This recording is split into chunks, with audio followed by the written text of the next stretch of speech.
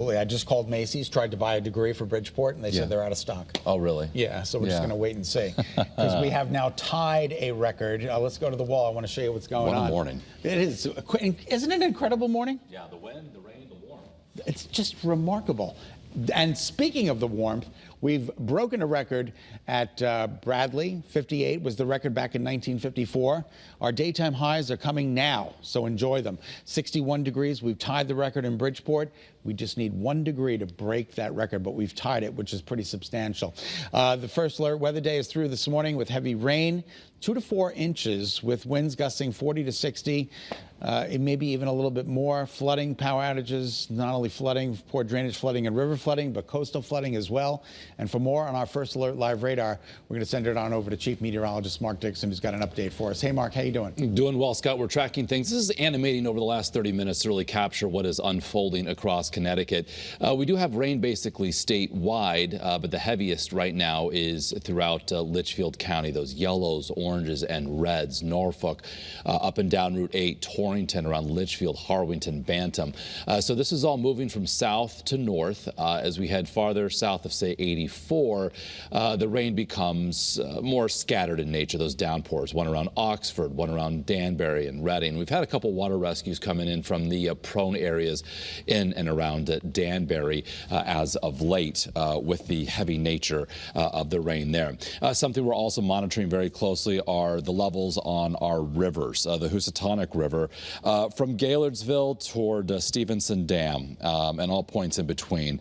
Minor flooding is forecast there. The Still River, Brookfield, we've got moderate flooding forecast there. And eventually we'll likely see the Connecticut River also have a river flood warning, as it is forecast to go above flood stage.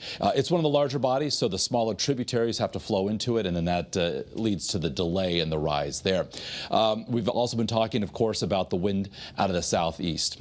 It's leading to power outages. It's also pushing water into Long Island Sound. That is problematic for the upcoming high tide cycle early this afternoon, and that's why we have coastal flood warnings in effect, as there could be 1.5 to 2.5 feet of inundation there throughout coastal, and again, really specifically southeastern Connecticut. So, Scott, we've had the rain from last week, the ground saturated, the wind even stronger this week compared to last week, leading to all those power outages.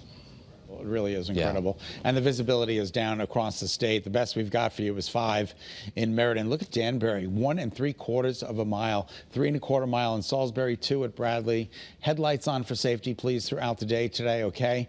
Rain coming down, windshield wipers tapping out the tempo. You got to have those headlights on. That is a Connecticut state law. Wind advisory, high wind warning for the shoreline and all of New London County. And looks like the flood watch is in effect.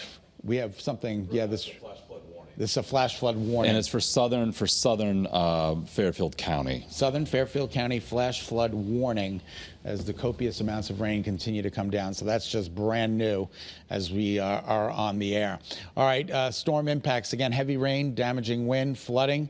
Coastal flooding, flooding in inland rivers and streams and tributaries, as long as coastal flooding from the wind being sending that water into the Long Island Sound, southeasterly flow.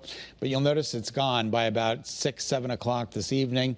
We're talking about satellite and radar just jamming with color out there. I'm going to widen out the shot. You can see we've got all of this moisture just below the Twin Forks of Long Island. That's going to make it up into our direction over the course of the next couple of hours. So get ready.